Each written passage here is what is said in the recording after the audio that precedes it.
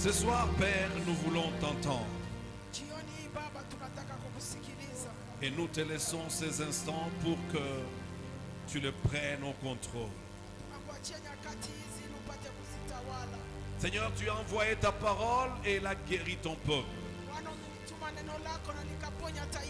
Nous voulons être guéris par ta parole ce soir. Bénis ceux qui sont là, ceux qui viendront et même ceux qui nous suivent au travers de médias. Que chacun trouve sa part ce soir.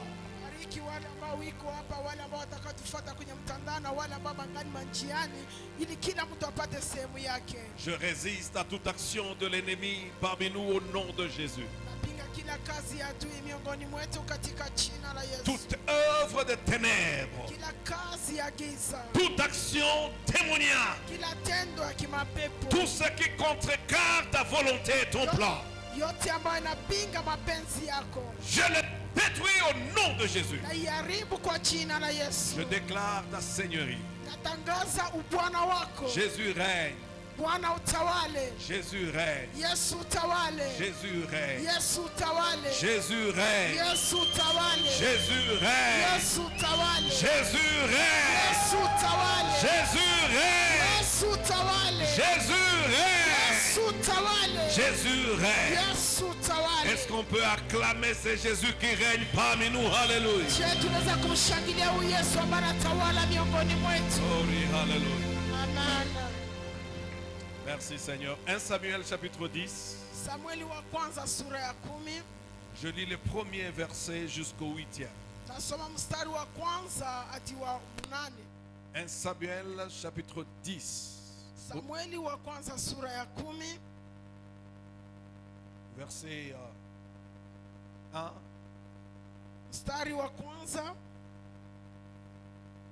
jusqu'au 8e.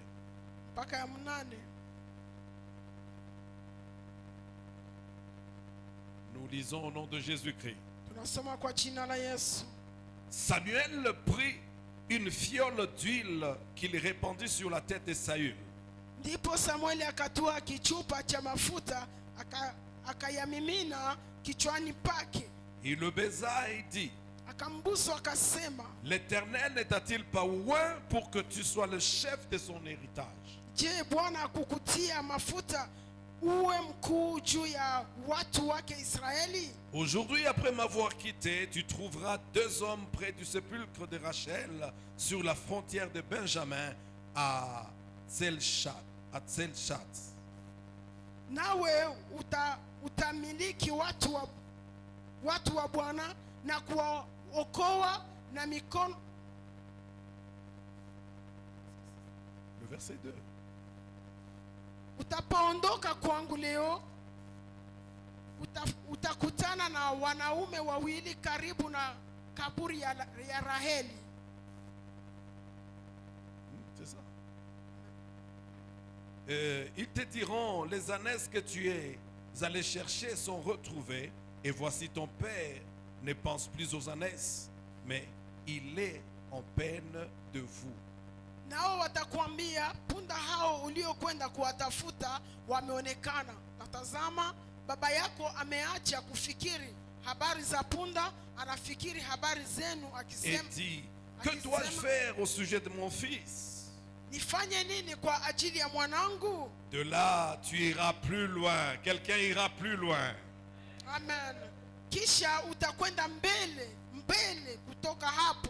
Et tu arriveras au chêne de Tabor, où tu seras rencontré par 3 hommes montant vers Dieu à Bethel. Na kufika kwa mwaloni na Tabori, na hapo watu 3 watakutana nawe wanaokwea kwendea Mungu huko Betheli. Et pourtant, l'un 3 chevreaux, l'autre 3 gâteaux de pain, et l'autre une outre de vin. Ils te demanderont comment tu te portes, et ils te donneront 2 pains que tu recevras de leurs mains.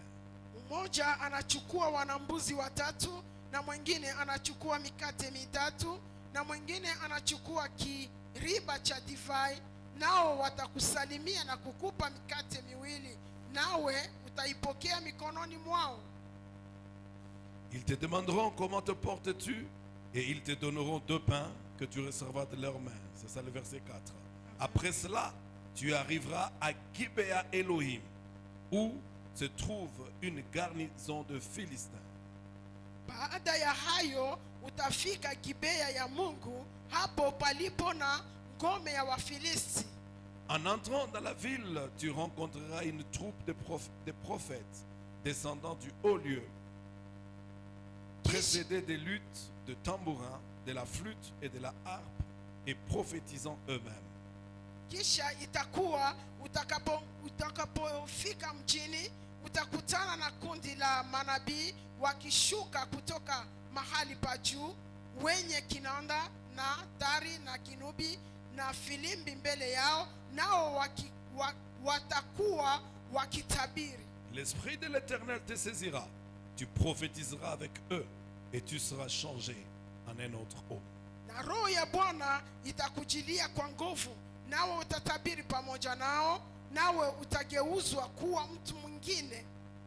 Lorsque ces signes auront eu pour toi leur accomplissement, fais ce que tu trouveras à faire, car Dieu est avec toi. Basi hapo ishara hizi zitakapo kutukia, fanya kazi uonavyo vema, kwa kuwa Mungu yu pamoja nawe. Puis tu descendras avant moi à Gilgal. Nao utateremka mbele yangu mpaka Gilgali. Et voici, je descendrai vers toi pour offrir des holocaustes et des sacrifices d'action de grâce. Nami angalia, nitakuteremkia huko ili kutoa sadaka za kuteketezwa. Tu attendras 7 jours jusqu'à ce que j'arrive auprès de toi et que je te dise ce que tu dois faire. Siku 7 utangoja hata nitakapokujia na kukuonyesha yatakayokupasa kuyafanya. Que Dieu bénisse sa parole. Mungu alibariki neno lake. Et reprenons nos places de miracle ce soir. Tukae kwa nafasi zetu za miujiza jioni hii. Dieu a un plus pour toi. Mungu anakuwa na ya zaidi kwa ajili yako. Est-ce qu'il y a quelqu'un qui attend un plus pour lui? Je, kuna mtu ambaye anangojea ya zaidi kwa ajili De la yake part de Dieu. kutoka Mungu? Laisse-moi te dire, Dieu a un plus pour toi. Acha nikwambie, Mungu ana ya zaidi kwa ajili yako. Et dans cela, ce soir, mon sous-point, je parle de l'onction. Na katika hayo jioni hii, katika mada ndogo ndazungumzia juu ya upako. Pourquoi parler de l'onction? Kwa nini kuzungumza juu ya upako? C'est la chose la plus importante qu'un enfant de Dieu ou un serviteur de Dieu peut transporter. Ni jambo la muhimu sana ambao mtoto wa Mungu wala mtumishi wa Mungu anapasha kubeba. L'onction, c'est la présence de Dieu lui-même en action. Upako ni uwepo wa Mungu mwenyewe katika matendo. C'est la capacité que Dieu te donne pour te permettre d'accomplir ta destinée. Ni uwezo ambao Mungu anakupatia ili kukuruhusu kutimiza ujio wako. Tu as une destinée que tu dois accomplir. Unakuwa na ujio ambao sharti utimize. Tu as une mission. Unakuwa na kazi. Et pour réaliser convenablement cette mission, tu as besoin de l'onction de Dieu. Ili ufanye mzuri hiyo kazi, una haja ya upako wa Mungu. L'onction est cette puissance de Dieu qui ôte les fardeaux dans la vie de l'homme. Upako ni ile uwezo wa Mungu ambaye inaondoa mizigo ndani ya maisha ya mwanadamu. Il brise n'importe quelle sorte de joug pour te donner la liberté. Inavunja kila aina ya nyira ili kukuweka wewe huru. Sans onction, on est esclave. Bila upako wewe ni mtumwa. Sans onction, on vit sous l'oppression et même sur la pression des choses. Bila upako tunaishi ndani ya msukumo wa vitu. Sans onction, on est esclave, je disais. Bila upako nilikuwa nasema tuko watumwa. Mais l'onction vous donne la liberté. Lakini upako unakuweka huru. Car c'est la présence de Dieu. Kwa kuwa ni uwepo wa Mungu. La présence de Dieu. Uwepo wa Mungu. Lorsque Dieu est avec toi, wakati Mungu yuko pamoja nawe, il change le désert en une terre fertile. Anabadili nyikani kuwa udongo unaozaa. Lorsque Dieu est avec toi, wakati Mungu yuko pamoja nawe, les lieux de faiblesse deviennent les lieux de victoire. mahali pa dhaifu panakuwa mahali pa ushindi. Lorsque Dieu est avec toi, Wakati Mungu yuko pamoja nawe, tes pleurs deviennent un témoignage. machozi yako inageuka kuwa ushuhuda. Lorsque Dieu est avec toi, Wakati Mungu yuko pamoja nawe, quel que soit là où tu te retrouves, haijalishi mahali unapopatikana, tu verras Dieu changer cela en bien. utaona Mungu anayebadilisha kuwa wema. Partout où tu te retrouveras, Mahali pote utakuwa, quelle que soit la circonstance dans laquelle tu te retrouveras, haijalishi hali ambayo utapatikana ndani, tu auras de bénéfices. utakuwa na faida. Oh, est-ce qu'il y a quelqu'un qui dit Amen? Je, kuna mtu ambaye anasema amini? C'est la présence de Dieu qui te permet de réussir. Ni uwepo wa Mungu ambaye anakuruhusu wewe kufaulu. Je disais, l'onction, c'est la présence de Dieu. Nilikuwa nasema ya kwamba upako ni uwepo wa Mungu Et c'est la puissance du Saint-Esprit na ni nguvu za Roho Mtakatifu qui se manifeste avec un but précis. ambayo zinazirika kwa lengo, Un but précis. kwa lengo. L'onction a un but. Upako unakuwa na lengo, Un but de t'établir. lengo la kukushimika, D'établir à un niveau. kukuweka mahali fulani, Te faire sortir d'un niveau kutoka kwa kiwango fulani pour entrer dans un autre na niveau. kufika katika kiwango kingine. L'onction te fait quitter l'ordinaire Upako na kutosha katika ukawaida pour entrer dans l'extraordinaire. ili kukutia katika zaidi ya kawaida. L'onction te permet Upako na kuruhusu d'accomplir des grands exploits. kutimiza mambo makubwa. Alléluia. Amen. Gloire au Seigneur. Amen. Avec l'onction, tu domines et tu règnes. Pamoja na upako unatawala na unamiliki, Et tout ce que tu peux faire na yote ambayo unaweza kufanya sans onction, bila upako c'est du bruit. ni fujo, Mais avec l'onction, lakini pamoja na upako tout ce que tu feras yote utakayoifanya portera de fruits. itazaa matunda. Alléluia. Amen. Alléluia. Amen. Une femme laide, Mwanamke asiyekuwa na sura mzuri, mais avec l'onction a du charme. lakini pamoja na upako anakuwa na charme, anakuwa na mvuto. Est-ce que vous comprenez ça? Je, mnaelewa hiyo? Une femme laide, Mwanamke asiyekuwa na sura mzuri, mais qui a l'onction, lakini ana upako, a du charme. anakuwa na mvuto.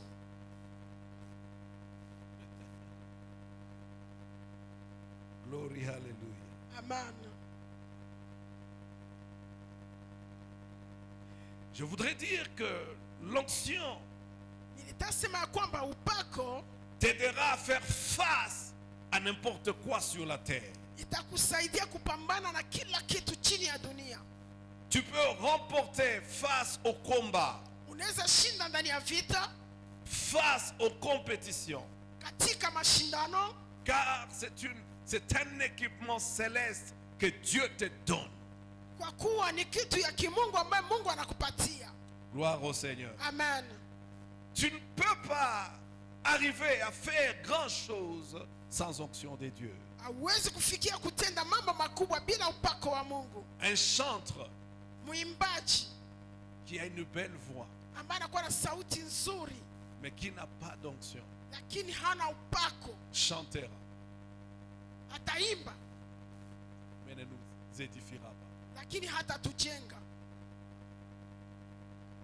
Mais celui qui a l'onction, Lakini yule ambaye anakuwa na upako, même avec une mauvaise voix, hata akiwa na sauti mbaya, touchera nos cœurs. atagusa mioyo. Amen. Gloire au Seigneur. Amen. Est-ce qu'il y a quelqu'un qui aime l'onction? Je, kuna mtu ambaye anafurahia upako? Zacharie a dit dans son livre de Zacharie chapitre 4 verset 6. Zakaria katika kitabu chake sura ya 4 mstari wa 6 alisema, Ce n'est ni par puissance, haiko kwa uwezo ni par la force, wala kwa nguvu, mais comment? lakini C'est namna par gani? mon esprit, dit l'Éternel. Lakini ni kwa roho wangu, asema Bwana. Les gens veulent utiliser trop de force, trop de puissance, Watu wanataka kutumia nguvu sana, uwezo sana, mais utilisent plutôt la puissance de Dieu. lakini tumia uwezo wa Mungu. Repose-toi sur la puissance de Dieu. Pumzika chini ya uwezo wa Mungu, Et cela ne sera possible na na hiyo itakuwa itawezekana que lorsque tu agis sous onction. wakati unapotenda chini ya upako. Gloire au Seigneur. Amen. Le roi Saül, Mfalme Saul, hier on a parlé de comment son père a perdu les ânesses. jana tulizungumza namna gani baba yake amepoteza punda, Et ils sont partis voir le serviteur de Dieu, le prophète. na wakaenda kumwona mtumishi wa Mungu nabii. Et lorsqu'ils ont vu le prophète, Na wakati walipomwona nabii, le prophète, nabii au-delà de lui parler des ânesses perdues, zaidi ya kumwambia juu ya punda zilizopotea, il lui a parlé de ce qu'il attendait. akamzungumzia pia juu ya yale ambayo inamngojea. Mais pour y arriver, Lakini ili kuifikia il fallait qu'il le oigne. ilibidi ampake mafuta. Dieu a un plus pour toi. Mungu anakuwa na ya zaidi kwa ajili yako, Mais cela, pour que tu y arrives, lakini ili upate kuifikia tu as besoin de l'onction de Dieu. unakuwa na haja ya upako wa Mungu. Tu as un rêve que tu veux accomplir. Unakuwa na ndoto ambayo unataka kutimiza, Comme Joseph avait un grand rêve. kama vile Yusufu alikuwa na ndoto kubwa. Mais quand Joseph a parlé au devant de Pharaon, Lakini wakati Yusufu alizungumza mbele ya Farao, Joseph, Yusufu en train de donner l'interprétation du rêve de Pharaon, akipana tafsiri ya ndoto ya Farao, Pharaon n'a pas vu l'interprétation. Farao hakuona ile tafsiri. Pharaon a vu l'esprit, a vu l'onction. Farao akaona roho, akaona upako, Et lui, il a dit, akasema où trouverons-nous un homme comme celui-ci? tutampata wapi mtu kama huyu, Chez qui habite l'esprit de Dieu, c'est lui qui a l'onction de Dieu. yule ambaye ndani yake muna roho wa Mungu. Lorsque tu as l'onction, tu seras recherché. Wakati uko na upako utatafutika. Glory, hallelujah. Amen. Glory, hallelujah. Amen. Ah, ceci a fait que Élisée, Hii ikafanya kwamba Elisha lorsqu'il était face à Élie, wakati alikuwa mbele ya Eliya, et Élie lui demande, na Eliya anamuuliza demande-moi tout ce que tu veux, niulombe yote utakayo avant que je ne parte. kabla sijaenda. Élisée pouvait lui demander autre chose. Elisha angeliweza kumlomba jambo Mais lingine, Élisée savait, lakini Elisha alijua si je lui demande l'onction, nikimlomba upako, le reste viendra avec l'onction. mengine yatakuja pamoja na upako. Alléluia. Amen. Et il a demandé la double portion de l'onction qui était sur Élie. Na kalomba sehemu maradufu ya upako ambayo alikuwa juu ya Eliya. Et Élie lui dit, tu demandes une chose difficile. Akamwambia unalomba jambo ngumu, Mais ce n'est pas impossible. lakini haiko kusema inashindikana. Avoir l'onction, ce n'est pas facile. Kupata upako sio rahisi, Il faut payer le prix. inabidi kulipa gharama. C'est pourquoi il faut accepter de payer le prix. Ndio maana inabidi kukubali kulipa gharama. Avec l'onction, Pamoja na upako, Élisée a frayé le chemin devant Jourdain. Elisha akafungua njia mbele ya bahari ya Shamu. Je prie et je déclare, Na omba na mimi natangaza, aucune porte ne sera fermée. hakuna mlango tena utafungwa mbele yako. Avec l'onction de Dieu, Pamoja na upako wa les Mungu, portes vont s'ouvrir. milango itafunguka. Alléluia. Amen. Tu pourras faire face à tout. Unaweza kupambana na kila kitu. Il a multiplié l'huile dans la maison de la veuve. Alizidisha mafuta ndani ya nyumba ya mjane. Le peu que tu auras à main se multipliera grâce à l'onction. Kidogo ambacho utakuwa na mikononi itazidishwa kutokana na upako. Gloire à Dieu. Amen. Il a ressuscité des morts. Aliwafufua wafu. Il a fait des miracles extraordinaires. Alifanya miujiza ya zaidi ya kawaida. Mais aussi avec son onction, Na pia pamoja na upako wake il a jugé et condamné les moqueurs. alihukumu wale walikuwa na mdharau. Alléluia. Amen. Tu pourras punir les serviteurs du diable. Unaweza kuadhibu watumishi wa shetani. C'est pourquoi il pouvait dire, Ndio maana angeliweza j'aime ça. kusema, Il y a des enfants qui l'ont vu, ils se moquaient de lui parce qu'il avait la calvitie. kulikuwa watoto ambao walimuona na wakaanza kumziaki kwa kuwa yeye alikuwa na kipara. Ne te moque pas de quelqu'un qui a l'onction. Usimdharau mtu ambaye iko na upako. Il peut avoir une faiblesse, mais il est loin. Anaweza kuwa na udhaifu lakini yeye amepakwa. Et les enfants ont parlé. Na watoto wakazungumza, Et ils se moquaient de lui à cause de sa calvitie. wakamuziaki kwa ajili ya mpala yake. Et il disait, oh voilà cet homme chauve, les chauves qui passent, les chauves. Na wakasema ona mtu akipara anapita wakipara. Je ne sais même pas s'il y a quelqu'un qui pouvait même aller toucher à sa calvitie. Na siwe kama kungelikuwa hata mtoto mmoja ambaye angeenda kugusa kwenye kipara chake. Et Élisée s'est arrêté. Na Elisha akasimama. Si je suis un homme de Dieu, Kama mimi ni mtu wa Mungu, que les lions viennent, les ours viennent et puissent vous dévorer. na dubu zitoke ndani ya pori zipate kuwararua. Bien aimé, il n'était pas dans une forêt. Wapendwa, hakukuwa ndani ya pori, Il était dans la ville, alikuwa katika mji, comme ici où nous nous retrouvons. kama vile mahali hapa ambapo tuko. Mais Lakini la parole d'un homme oint neno la mtu ambaye amepakwa a attiré ou créé les lions, je ne sais d'où, les ours, je ne sais d'où. ilivuta dubu wala kuziumba sio kutokana wapi. Et les ours sont venus et ils ont dévoré ces jeunes gens. Na dubu zikaja na zikawakula wale watoto. C'est pourquoi il faut faire attention avec les oints de Dieu. Ndio maana yafaa kufanya ange na watu ambao wanapakwa wa Mungu. Amen. Amen. Il ne faut pas faire irriter. Il y a des gens qui aiment irriter les hommes de Dieu, le oint de Dieu. Sasa kuna watu ambao wanapenda kuwakasirikisha watu wa Mungu, watu wanaopakwa na Mungu. Non, il ne faut pas faire ça. Hapana, usifanye hivyo. L'onction travaille là où il y a la joie et il y a la paix. Upako unatumika mahali ambapo kuna kwa furaha, kuna amani. C'est pourquoi il faut réjouir les cœurs des oints de Dieu. Ndio maana inabidi kufurahisha mioyo ya wapakaliwa mafuta wa Bwana. L'onction est comme une arme Upako ni kama vile silaha qui vous aidera à faire des choses spécifiques dans votre vie. ambayo itakusaidia kufanya vitu tofauti ndani ya maisha yako. Je voudrais lire un passage Nataka kusoma shairi moja dans Exode chapitre 31, katika Kutoka sura 31, le verset 1 à 6. shairi ya kwanza hadi ya 6. L'onction vous aidera à faire des choses spécifiques. Upako itakusaidia kufanya vitu tofauti. C'est une arme, un outil que Dieu te donne Ni silaha, ni chombo ambacho Mungu anakupatia pour réaliser ce que tu dois réaliser. ili kutimiza yale unabidi kutimiza. C'est pourquoi tu as besoin de l'onction de Dieu. Ndio maana una haja ya upako wa Mungu. Écoute comment ça dit. Exode 31, Kutoka 31 à partir du verset 1er. toka mstari wa kwanza. L'Éternel parla à Moïse et dit, Bwana akanena na Musa na kumwambia, sache que j'ai choisi Besalaël, fils d'Uri, fils de Hur, de la tribu de Juda. angalia nimemwita kwa jina lake Bezaleli mwana wa Uri mwana wa Huri wa kabila la Yuda. Je l'ai rempli de l'Esprit de Dieu, Nami nimemjaza roho ya Mungu l'Esprit de sagesse, katika hekima d'intelligence na maarifa et de savoir na ujuzi pour toutes sortes d'ouvrages. na mambo ya kazi ya kila aina.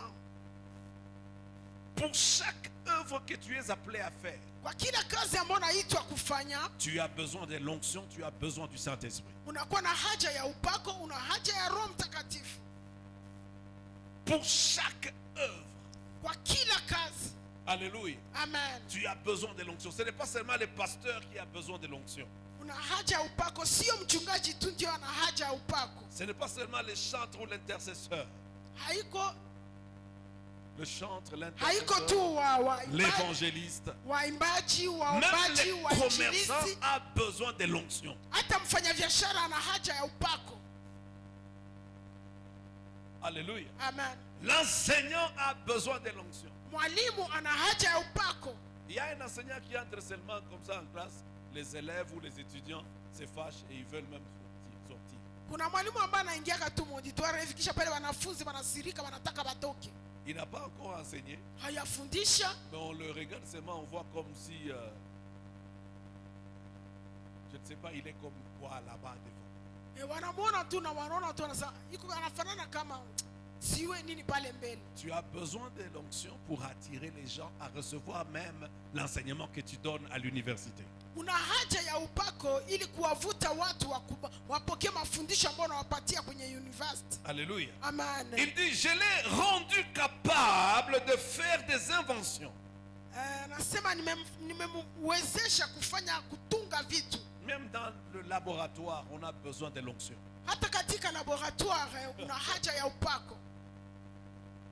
Alléluia. Amen. Tu veux inventer les choses, tu as besoin de l'onction de Dieu pour t'aider dans cela. Unataka kutengeneza vitu, unakuwa na haja ya upako wa Mungu ili upate kuwezeshwa Il dit katika hayo. de faire des inventions, de travailler l'or, de l'argent, de l'airain. Za kutumika za dhahabu, fedha na shaba, De graver des pierres à enchâsser, de travailler le bois et d'exécuter toutes sortes d'ouvrages. na kukata vito kwa kutia mahali na kuchora miti na kufanya kazi ya ustadi iwayo yote. Les artistes ont besoin de l'onction. Artiste wanakuwa na haja ya upako Les artisans ont besoin de l'onction. na waartisan wana haja ya upako. Alléluia. Amen. Même ceux-là qui sont des forgerons, ils ont besoin de l'onction. Hata wale ambao wanafanya kazi ya vyuma wana haja ya upako. Les menuisiers ont besoin de l'onction. Hata wale wanaotumika mbao wana haja ya upako. Les maçons ont besoin de l'onction. Hata wale wajenzi wa manyumba wana haja ya upako. Quel que soit l'ouvrage que tu fais, le travail que tu fais, tu as besoin de l'onction de Dieu pour cela. Haujalishi kazi ambayo unaifanya, una haja ya upako wa Mungu kwa ajili ya hiyo. Alléluia. Amen. Et le verset 6 dit, et voici, je lui ai donné pour aide Oholiab, fils d'Ahisamach, de la tribu de Dan. J'ai mis de l'intelligence dans l'esprit de tous ceux qui sont habiles pour qu'ils fassent tout ce que je t'ai ordonné. Tena tazama, nimemchagua awe pamoja nawe huyo Oholiabu mwana wa Ahisamaki wa kabila ya Dani, nami nimemtia hekima katika mioyo ya watu wote. Nimetia hekima katika mioyo ya watu wote wenye moyo wa hekima, ili wapate kufanya vyote nilivyokuagiza. Tout ce que Dieu t'a appelé à faire, Yote ambayo Mungu amekuitia kufanya, tu ne pourras pas le réaliser sans son onction. hawezi kuitimiza bila upako wake. Alléluia. Amen. Tu as besoin de l'onction de Dieu pour réaliser ce que tu... Même si tu es habile, tu as une certaine capacité, tu as certains talents.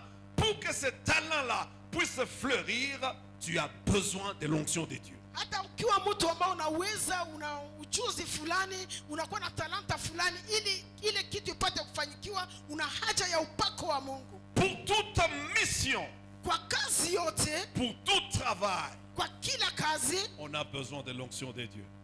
tunakuwa na haja ya upako wa C'est Mungu. pourquoi Jésus ne pouvait pas travailler sans onction. Ndio maana Yesu hangelipasha kutumika bila upako. Il a attendu d'être loin.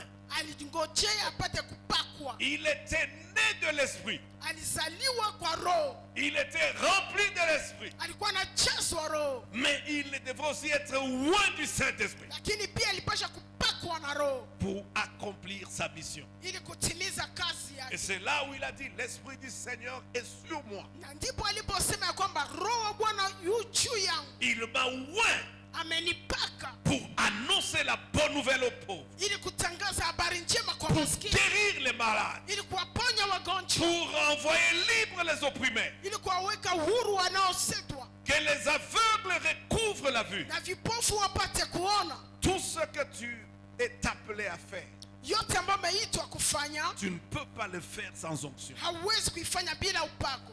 Amen. Amen. Pour réaliser ton rêve, Ili upate kutimiza ndoto yako, tu as besoin de l'onction. una haja ya upako. Alors j'aime ce que Dieu a fait avec Saül. Na mimi napenda ile ambayo Mungu amefanya pamoja na Sauli. Alors qu'il lui avait dit, l'homme de Dieu pouvait seulement lui dire, ouais, tu seras un roi. Mtu wa Mungu angeweza kumwambia tu, wewe utakuwa mfalme, Pars, tu deviendras roi. wende tu utakuwa mfalme. Mais non, il a commencé d'abord par le oindre avant qu'il ne devienne roi. Lakini alianza kwanza kumpaka kabla hajakuwa mfalme. Alléluia. Amen. Et lorsqu'il a oint, Na wakati alipompaka, il lui dit, je te oins roi d'Israël. akasema na kupaka kuwa mfalme wa Israeli. Alléluia. Amen. Et lorsque tu seras oint, Na wakati utakapopakwa, il y a des choses qui vont arriver. kuna vitu ambavyo vitatokea. Amen. Amen. Tu vas rencontrer des hommes qui viendront du sépulcre de Rachel. Utakutana na watu ambao watatoka ngambo ya kaburi ya Raheli. Bien-aimé dans le Seigneur, mpendwa katika Bwana, avec l'onction, tu dois passer aussi au sépulcre. pamoja na upako unaweza pita pia kwa makaburi. Tu dois passer. Unapaswa pita kwa makaburi. Celui qui n'est pas mort en soi Yule ambaye hayakufa ndani yake ne peut pas bien utiliser l'onction. hauwezi kutumia upako mzuri. Amen. Il faut passer par le sépulcre. Inabidi kupita kwenye kaburi. Si tu as rencontré Jésus Kama umekutana na Yesu et que tu veux être utilisé par Dieu, na unataka kutumiwa na Mungu, tu dois passer par la mort de toi-même. unapaswa kupita kwenye mauti yako wewe mwenyewe. Alléluia. Amen. Et c'est là où tu vas rencontrer la bonne nouvelle, Na hapo ndipo utakutana habari njema que les années sont retrouvées. ya kwamba punda zimepatikana. Celui qui n'est pas mort en lui-même Yule ambaye hajakufa mwenyewe ne peut pas retrouver ou récupérer ce qu'il a perdu avant. hawezi kupata wala kuchukua ile ambayo alipoteza Les mbele. bénéfices que tu auras dans Dieu Faida ambayo utapata ndani ya Mungu proviendront de ta mort en Jésus. zitatoka ndani ya kifo yako ndani ya Yesu Kristo. Est-ce qu'il y a quelqu'un qui me comprend? Je, kuna mtu ambaye Si tu ananisikia? n'es pas encore mort, Kama haujakufa tu parles n'importe comment. unazungumza utakavyo, Tu agis n'importe comment. unatenda kisi unataka. Non, l'onction aura des problèmes avec toi. Hapana, upako utakuwa na shida pamoja na wewe. La Bible dit, Biblia inasema après cela, kisha hapo tu iras plus loin. utenda mbali zaidi. Tu es appelé à aller plus loin. Umeitwa kwenda mbali zaidi. Plus loin, c'est où? À Tabor.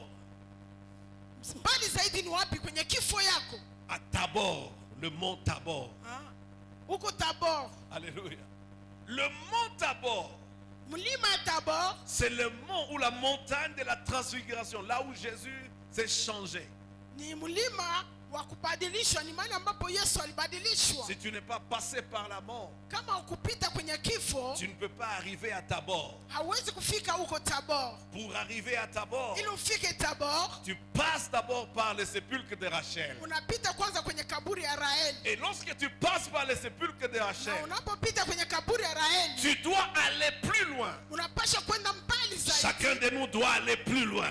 Kila mmoja wetu anapasha kwenda Ce mbali. que Dieu a fait avec toi, c'est bien. Yale ambayo Mungu amefanya pamoja nao ni vizuri, Mais tu peux aller plus loin. lakini unaweza kwenda mbali zaidi. Alléluia. Amen. Un homme a écrit, il a dit, bon est l'ennemi du meilleur.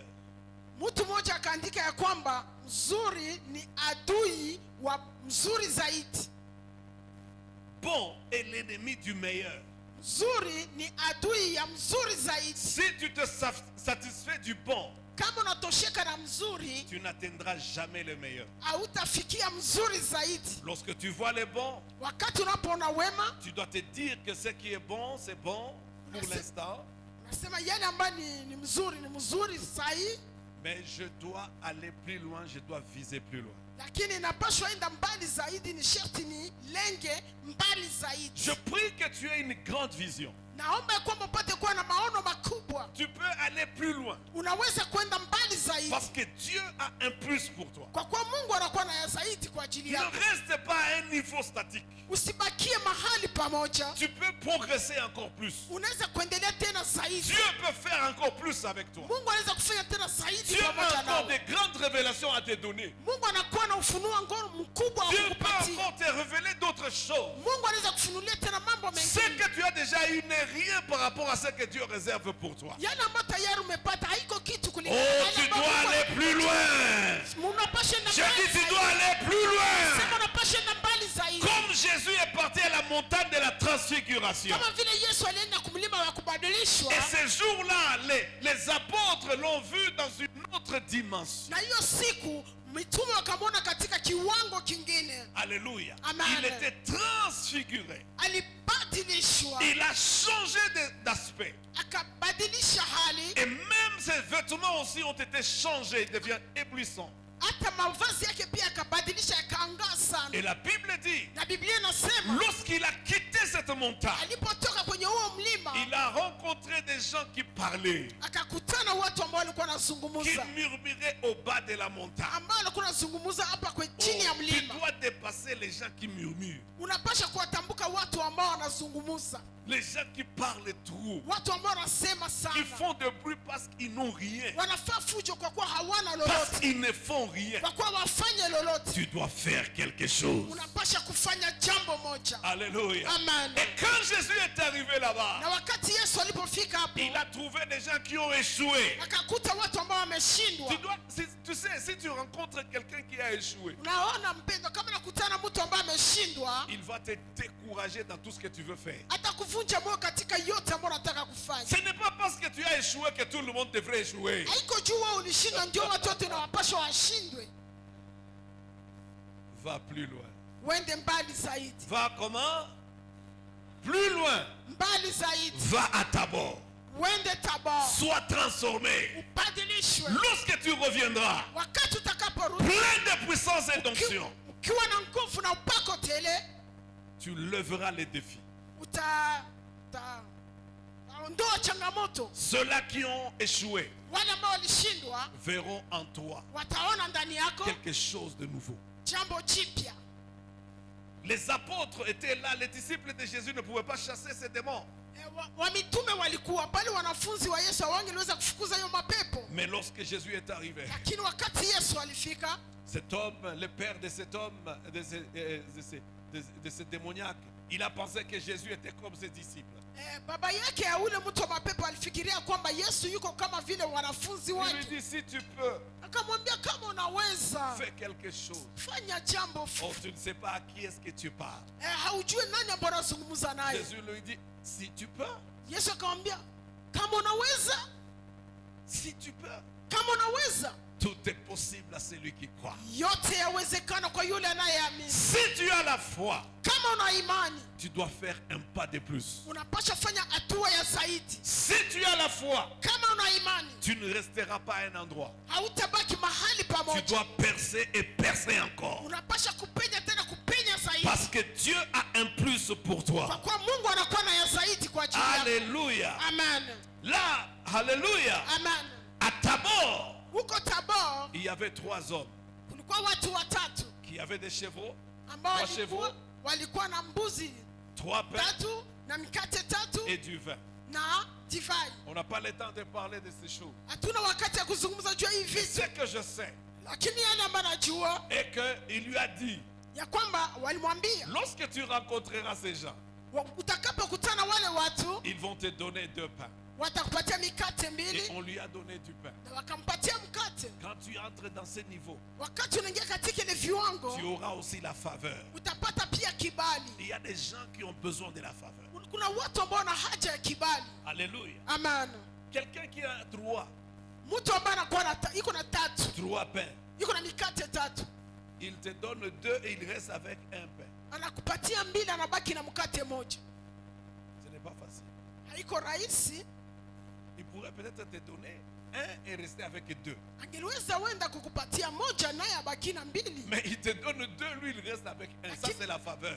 Yeye anakupatia mbili, yeye anabakia na moja. Hiyo ni kibali C'est le travail de l'onction. na ni kazi ya upako. Ça va te donner, ça va arracher, ça va prendre pour toi ce qui te mérite. Et même celui qui ne voulait pas te donner, il va te donner. Itakupatia yale ambayo unastahili, hata yule ambaye kutaka kupatia itakunyang'anyia. Alléluia. Amen. Je prie qu'avant la fin de ce programme, Naomba ya kwamba mbele mpango upate kumalizika. que Dieu ne t'envoie pas nécessairement les gens que tu les vois et qu'ils passent. Mungu asikutumie watu ambao watakuona na wanapita, Non, mais ce Apana. qui est dans leurs mains, que ça vienne dans tes mains. lakini yule ambaye anakuwa ndani ya mikono yako yao ikuwe ndani ya mikono yako. Amen. Tu ne comprends pas. Dieu dit ceci, Mungu anasema hivi qu'il fera un transfert de l'argent, des richesses qui viendront des nations vers son temple. ya kwamba atahamisha utajiri toka mataifa mpaka ndani ya hekalu lake. Que l'onction travaille, que la faveur de Dieu travaille, pour que ce qui est dans les mains des autres soit transféré jusque chez toi. Upako utumike na Bwana tumike ili yale ambayo ndani ya mikono ya watu wengine pati ngenda na mikono yako. C'est l'onction qui le fera. Na ni upako ndio utafanya hiyo. S'ils retiennent, ils ne vont pas retenir éternellement. Kama wanaibana hawataibana milele. Les mains vont s'ouvrir. Mikono itafunguka tu. Et je prie que ces mains s'ouvrent. Na mimi naomba kwamba mikono hii ifunguke. Toute main qui transporte ta bénédiction. Kila mkono ambao unabeba baraka yako. Toute main qui transporte ton droit, kila mkono ambaye anabeba haki yako, toute main qui a la signature pour que ton dossier passe, kila mkono ambaye anakuwa na sahihi ili dossier yako ipite, j'ordonne que cette main libère.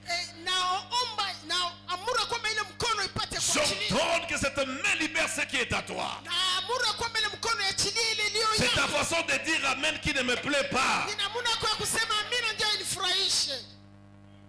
Hallelujah. Alléluia. Amen. Après Tabor, Kisha Tabor c'est Gibea Elohim. ni Gibea Elohim. Il lui dit, tu iras encore plus loin. Na akamwambia utenda tena mbali À zaidi. Gibea Elohim. Utafika huko Gibea Elohim. Et lorsqu'il est arrivé à Gibea Elohim, Na alipofika Gibea Elohim, il y avait une garnison de Philistins, des ennemis. kulikuwa mkusanyiko ya Wafilisti ambao ni waadui. Et avant de les atteindre, Na kabla hajawafikia, il y avait aussi une garnison de prophètes. kulipia kwa mkusanyiko wa manabii. Lorsque tu montes en grâce, Wakati unapopanda viwango, tu montes aussi en attaque. unapanda pia katika mashambulizi.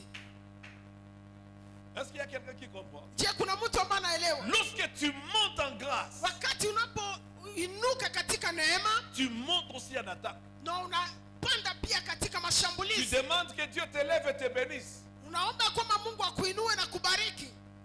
N'oublie pas Usisahau que le niveau d'élévation correspond aussi au niveau d'attaque. ya kwamba kiwango cha kuinuliwa inalingana pia na kiwango cha mashambulizi. Mais ce qui va t'aider à faire face, Lakini ile ambayo itakusaidia kupambana c'est l'onction de Dieu. ni upako wa Mungu. Amen. Amen. Et il a rencontré avant d'atteindre ces Philistins. Na kabla hajakutana na wale wa Filisti, Il a rencontré une garnison de prophètes. akakutana manabii. Dis-moi, tu marches avec qui? Niambie unatembea kana nani? Avec qui est-ce que tu t'associes? Pamoja na nani unafanya kazi? Ta force dépend de ton association. Nguvu zako zinalingana na jinsi unavyo na ushirika wako. Hein? Ta force dépend de ton association. Nguvu zako zinalingana na ushirika wako. Ton avenir dépend de ceux-là avec qui tu t'associes. Ujio wako unategemea na wale ambao unajiunga nao. Avec qui est-ce que tu t'associes? Pamoja na nani wewe unajiunga? Alléluia. Amen. La Bible dit lorsqu'il est entré dans cette garnison de prophètes, Biblia inasema wakati alipoingia katika ile kundi ya manabii, et il a commencé à prophétiser. akaanza kutabiri. Alors que lui n'était pas prophète, Japokuwa yeye hakukuwa nabii, mais il a fait l'œuvre des prophètes. lakini akafanya kazi ya manabii. Dans l'association, tu peux trouver ce que tu n'avais pas. Katika kusanyiko unaweza kupata yale ambayo hukukuwa nayo. Il a commencé à prophétiser Akaanza kutabiri comme un prophète alors qu'il n'était pas prophète. kama vile nabii, japokuwa yeye hakukuwa nabii. Avec qui est-ce que tu t'associes? Pamoja na nani unaungana Tu naye? t'associes avec les prostituées? Unaungana na makahaba, Tu auras aussi l'onction des prostituées. utapata pia upako wa wakahaba. Mais je prie et je déclare, Naomba na mimi natangaza, toi, tu ne t'associeras pas à n'importe qui. wewe hautashikamana na kila mtu Tu yote. dois t'associer au moins pour bénéficier aussi de l'onction. Unapaswa shikamana na wanaopakaliwa ili na wewe pia upate kupata upako. Associe-toi aux gens qui prospèrent pour que tu prospères. Ushikamane na watu ambao wanaendelea ili na wewe upate kuendelea. Associe-toi aux gens qui sont intelligents pour que tu déverses un peu de leur intelligence. Ungana na watu wenye kuwa na akili ili wakuambukize kwa ile akili yao. Ne t'associe pas à n'importe qui. Usiungane na kila mtu yote ule. Alléluia. Amana. Ne marche pas avec n'importe qui. Usitembee na kila mtu. Tu veux aller loin. Unataka kwenda mbali, Avec qui est-ce que tu marches? unatembeaka na nani?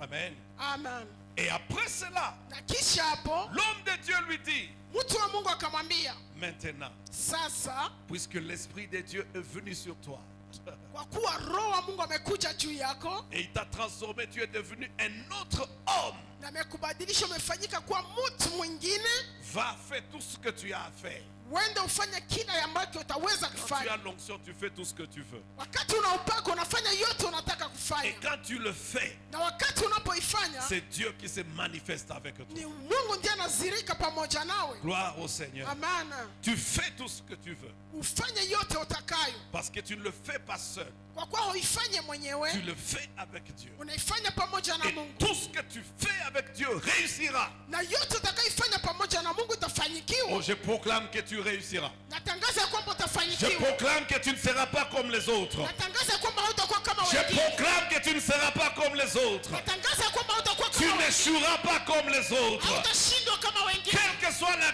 garnison des ennemis des Philistins, Haijalishi ile kundi ya maadui wa Filisti, l'onction que tu as mpaka ambako nayo t'aidera à faire face à ces Philistins. itakusaidia kupambana na hao wa Filisti. La puissance de l'association Uwezo wa kushikamana te permettra de faire face. itakuruhusu kupambana. Amen. Amen. Et finalement, il lui dit, Na kwa mwisho akamwambia va encore plus loin, uende tena mbali zaidi, à Gilgal. huko Gilgal, Et là, tu attendras. na huko utangoja. Avec l'onction encore que j'attende. Pamoja na upako tena mimi ngoye, Oui, attends. ndiyo ngoja. Amen. Amen. Tu attendras 7 jours. Utangoja siku 7, Et je viendrai. na mimi nitakuja, Et je t'indiquerai quoi faire. nitakwambia nini ufanye. Bien-aimé dans le Seigneur, Mpendo katika Bwana, beaucoup de gens watu wengi n'arrivent pas très loin hawafikake mbali zaidi parce qu'ils ne savent pas les clés qu'il faut pour aller plus loin. kwa kuwa hawajui fungulo zinazofaa ili kwenda mbali. Gilgal Gilgal signifie le roulement, le changement. ni kusema mabadiliko. Tout changement que tu veux avoir Kila mabadiliko ambayo unataka kupata nécessite quelque chose, inaomba kitu fulani, un effort à faire. nguvu uzitumie. Et ici, on lui a dit, tu dois attendre. Na hapa wakamwambia utangoja, Attends. utangoja. Vous savez, il y a des fois qu'on est trop pressé. On te dit, attends. Na kuna wakati mwingine ambao tunakuwa tunataka kufanya vitu kwa haraka, alafu anawambia ngoja. Oh, tu dois attendre le temps de Dieu. Unapasha kugoja muda Tu wa dois Mungu. attendre que tu sois tellement mûr. Unapasha kukungoja Tu dois ukomae attendre vizuri. que les choses se réalisent. Utangoja vitu vipate kutimilika. Même le Seigneur a dit à ses apôtres d'attendre Hata Bwana akawaambia mitume wake mungoje jusqu'à ce que la promesse se réalise. mpaka ahadi itimilike. Alléluia. Amen. Quelques erreurs à éviter avec l'onction. Kosa za kuepuka pamoja na upako. Je parle rapidement de 5 erreurs. Nazungumza kwa haraka juu ya kosa 5. Première chose, Jambo la kwanza, ne pas lire ni méditer la Bible. kutokusoma na kutotafakari Biblia. Vous avez besoin de la parole de Dieu chaque jour. Unakuwa na haja ya neno la Mungu kila siku. Alléluia. Amen. Alléluia. Amen. La Bible transporte la parole de Dieu. Biblia inabeba neno la Mungu. Et la Bible dit, Na Biblia inasema c'est le Seigneur qui parle. ni Bwana ndiye Les anazungumza. paroles que je vous ai dites sont esprit et vie. Maneno ambayo niliwaambia ni roho na uzima. Il y a beaucoup de gens qui prient, Kuna watu wengi ambao wanaomba, prient beaucoup, wanaomba sana, mais qui n'ont rien de la parole de Dieu, qui n'ont pas la connaissance de la parole. lakini hawana ujuzi ya neno la Mungu. Si tu as l'onction Kama uko na upako et tu n'as pas la connaissance de la parole, na hauna ujuzi wa neno la tu Mungu, vas amener beaucoup d'erreurs. utafanya makosa mengi. Tu as besoin de la connaissance. Una haja ya ujuzi. Deuxième chose, Jambo la pili, pensez que c'est l'homme qui oint. kufikiria ya kwamba ni mwanadamu ndiye anapaka, C'est une erreur. ni kosa. L'onction ne vient pas des hommes. Upako haitoki kwa wanadamu, L'onction vient de Dieu. upako unatoka kwa Mungu. Mais Dieu utilise les hommes comme juste de simples canaux. Lakini Mungu anawatumia watu kama vile njia tu ya kupitia. Ne sois pas derrière les hommes, Usikuwe nyuma ya watu, sois derrière Dieu. uwe nyuma ya Mungu. Troisième erreur, Kosa la tatu, manquer de se cultiver. kukosa kujijenga. Avec l'onction, Pamoja na upako tu dois te cultiver. ni sharti ujijenge. Amen. Amen. Par des lectures, d'autres livres, Ukisoma hata vitabu vingine, en écoutant d'autres hommes moins, kusikiliza pia watu wengine ambao wanapakwa, tu dois te cultiver. unapasha kujijenga. Le prophète Daniel, Nabii Daniel qui était prophète, ambaye alikuwa nabii, avait besoin de la prophétie de Jérémie alikuwa na haja ya unabii ya Yeremia pour connaître le temps dans lequel il était. ili apate kuelewa muda ambao iko naipitia. Vous pouvez le lire dans Daniel chapitre 9, Unaweza kuisoma katika Danieli sura 9 verset 2. Mstari wa pili, C'était un prophète. alikuwa nabii, Et Daniel est parmi les prophètes qu'on appelle les prophètes majeurs. na Danieli kwa miongoni ya wale manabii wanaoita manabii wakubwa. Mais malgré qu'il était un prophète majeur, Hata kama alikuwa nabii mkubwa, il avait aussi besoin du livre du prophète Jérémie. alikuwa na haja ya kitabu ya nabii Yeremia. Tu dois te cultiver. Unapaswa ujijenge. Il y a des choses que tu ne connaîtras pas Kuna vitu ambavyo hautavijua jusqu'à ce que tu les cherches. mpaka vitafute, Et des fois, c'est caché dans les livres. na wakati mwingine nafichwa ndani ya kitabu. C'est pourquoi tu dois lire les livres d'autres personnes. Ndio maana unapaswa kusoma vitabu vya watu wengine. Tu dois lire. Unapaswa soma. Enfants de Dieu, vous devez lire des livres. Watoto wa Mungu mnapaswa soma vitabu. Tu ne pourras pas aller plus loin Hautenda mbali zaidi sans lire. bila kusoma. Alléluia. Amen. La dernière fois que tu as lu un livre, c'est Wakati ya mwisho ambao ulisoma kitabu ni wakati gani? que ce soit un livre spirituel Ikuwa hata kitabu ya kiroho ou un livre dans ton domaine dans lequel tu évolues. wala kitabu kia ile masomo ambayo unasoma, Ou bien tu es devenu seulement un routinier. wala umekuwa mtu tu wa kawaida. Tu dois lire. Unapaswa soma Et dépense beaucoup dans les livres. na ugaramie sana ndani ya vitabu, Ça va t'aider à t'épanouir. itakusaidia kupanuka. Oh non, moi je ne suis qu'une femme. Lis. Mie niko tu mwanamke, soma.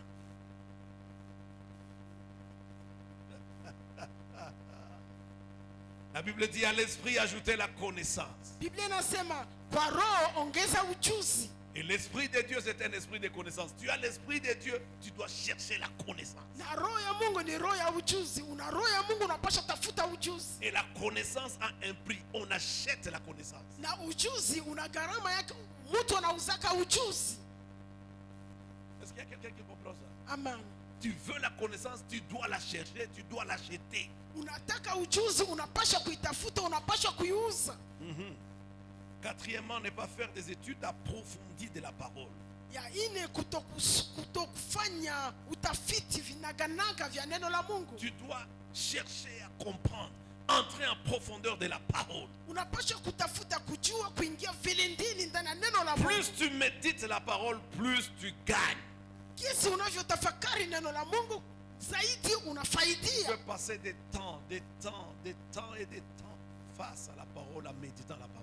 Unaweza kupitisha nyakati na nyakati mbele ya neno la Mungu, kitafakari neno la Mungu. Gloire à Dieu. Amen. Cinquième erreur, c'est éviter de copier sans comprendre. Kosa la tano ni kuepuka kufuatilia bila kuelewa.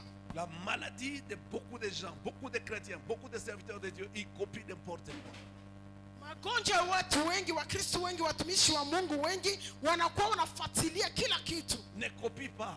Si tu Usifuatilie ne sais pas ce qu'il fait, kama hujui lile ambalo ule kunafanya, ne copie pas. usimfuatilie. Amen. Il y Amen. a des gens qui font des choses. Kuna watu ambao wanafanya vitu Ils copient juste pour copier. wanaiga tu kwa kuiga tu, Parce que tel a fait telle pratique. kwa kuwa mtu alifanya tendo Tu ne fulani, sais pas ça qui est le sous-bassement. haujue ile ambayo iko kwenye msingi yake ni nini, Et tu fais ça. na unaifanya tu, Tu vas te détruire. utajiharibu. Tu as besoin de la connaissance. Una haja ya ujuzi, Tu as besoin d'aller plus loin. una haja ya kwenda mbali zaidi. Alléluia. Amen. Je lisais dans Nombre chapitre 17 verset 5 à 11. Nilikuwa nasoma katika Hesabu 23 mstari wa Il y 11. avait contestation. Kulikuwa kubishana, Il y avait des conflits kulikuwa mabishano entre les gens au sujet de Moïse.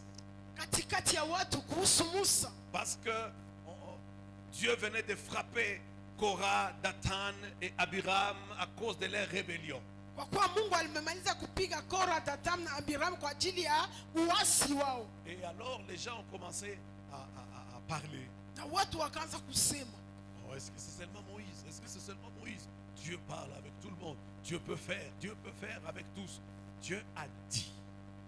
Mungu akasema, Moïse Musa, dit à ces gens-là waambie wale watu, que chacun amène son bâton. kila mtu alete fimbo Que yake, chaque tribu kila kabila amène son bâton. ilete fimbo Et yake. quand on amène les bâtons, Na wakati wanapoleta mafimbo qu'on y écrive les noms. waandike yako majina. Alléluia. Amen. Et puis tu mets aussi Aaron, Na utie pia Aruni, qui va représenter ta tribu. bata atawakilisha kabila yako. Qu'il mette aussi son nom sur son bâton. Atie pia jina yake kwenye fimbo yake. Chaque tribu avait un bâton et avec un nom. Kila kabila ilikuwa na fimbo na kulikuwa jina. Et il fallait le présenter dans le temple, dans le tabernacle. Ilibidi kuionyesha, kuitia kwenye maskani. Et le lendemain, Na kesho Dieu devrait lui-même trancher. Mungu mwenyewe alipashwa aamue. Et il y a un miracle qui s'est opéré. Na kulikuwa muujiza ambao ulifanyika. Dieu a choisi Mungu akachagua un bâton fimbo moja d'une personne ya mtu moja pour manifester que c'est lui qui l'a choisi. ili kuzirisha ya kwamba yeye ndiye Et amemchagua. ce bâton devait bourgeonner. Na hii mti ilibidi wote, C'est-à-dire un bâton sec ni kusema mti ambayo inakauka, qui fait sortir des bourgeons. ambayo inatosha inaota. Alléluia. Amen. Et qui fait sortir de fruits. Na ambayo inatoa pia matunda En un jour, kwa siku moja, en une nuit. kwa usiku moja. C'était un miracle de Dieu. Ilikuwa muujiza ya Mungu. Et lorsque cela est arrivé, Na wakati ile ilitokea, Moïse a pris 12 bâtons Musa akachukua ile fimbo et 12 il a présenté à Israël. na akaionyesha Et Israeli. on regardait de ces bâtons quel est le bâton qui avait germé, Na avait wakaangalia- bourgeonné, na akaangalia kwa ile mafimbo ya wapi ambayo iliota, et qui avait de fleurs et de fruits. na ambayo inakuwa na maua na pia kuwa na matunda. On a trouvé que c'était le bâton qui avait le nom d'Aaron. Wakakutana kwamba ni fimbo ambayo ilikuwa na jina ya Haruni, Et Aaron devrait être distingué des autres. na Haruni alipaswa kutofautishwa na wengine. Aaron était un oint de Dieu. Haruni alikuwa mpaka na mafuta wa, Lorsque tu as l'onction de Dieu, wakati unakuwa na upako ya Mungu, ce qui est sec va produire. yale ambayo inakauka itazaa. Il y aura un changement dans ta vie. Kutakuwa mabadiliko ndani ya Il y maisha aura yako. des miracles dans ta vie. Kutakuwa miujiza ndani ya maisha Il y yako. aura bourgeonnement dans ta vie. Kutakuwa kuzaa kuota Des ndani ya maisha yako. choses secs vont produire. Vitu vya kukauka vitazaa. Oh, je viens proclamer dans ta vie. Na kuja kutangaza ndani ya maisha Quelle que yako. soit la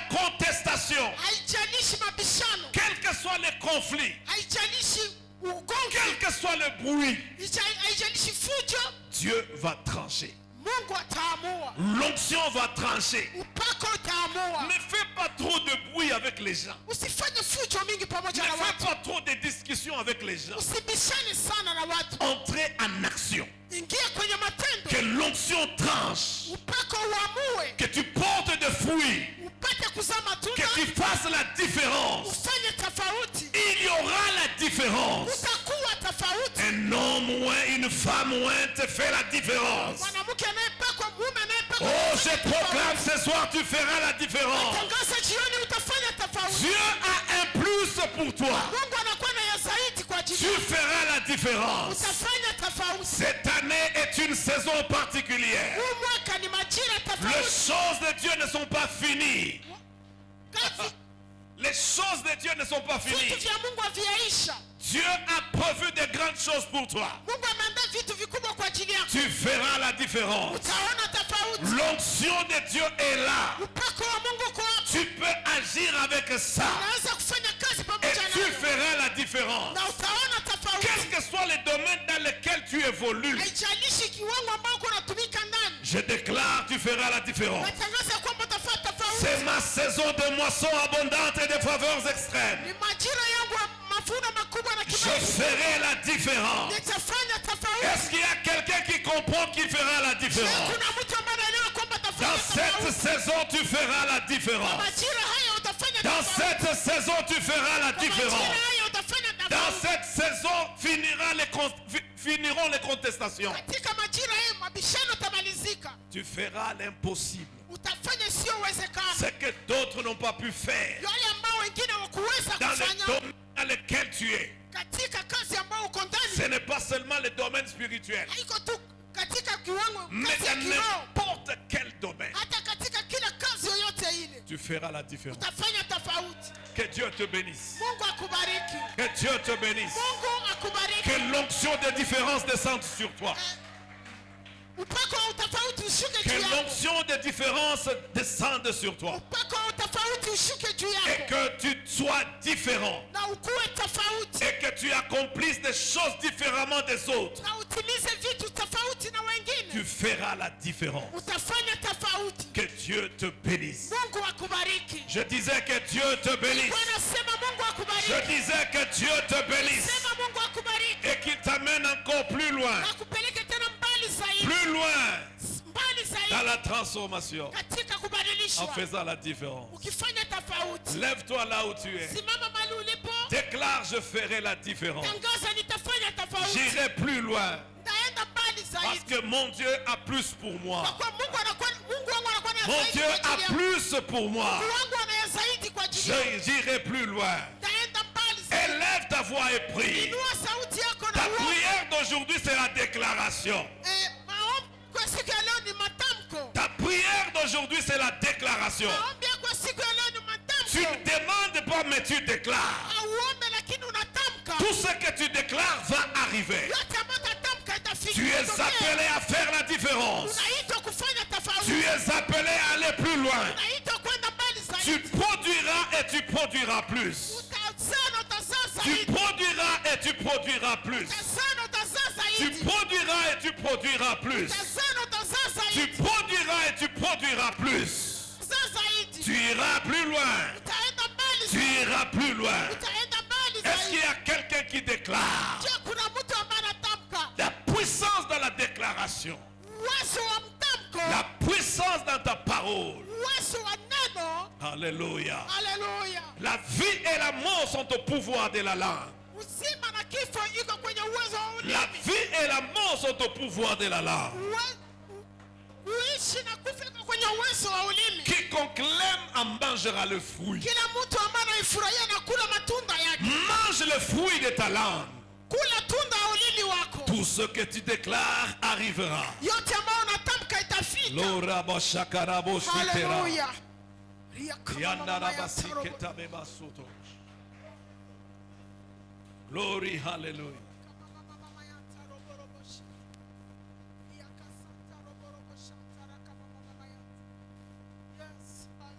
Merci Seigneur. Asante Bwana. Merci Seigneur. Asante Bwana. Merci Seigneur. Asante